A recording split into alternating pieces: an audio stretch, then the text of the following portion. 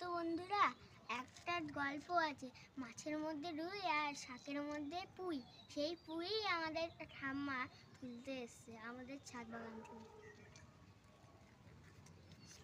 আজকে আমরা আমাদের ছাদ বাগান থেকে তুলব কিছু পুঁই শাক। এর আগেও অনেকবার তুলেছি, আবার খুব বৃষ্টি হয়েছে, বৃষ্টির জল পেয়ে গাছগুলো আবার খুব বড় সুন্দর হয়েছে। সেটাই আজকে আপনাদের কাছে দেখো বন্ধুরা, আমাদের কাঁধে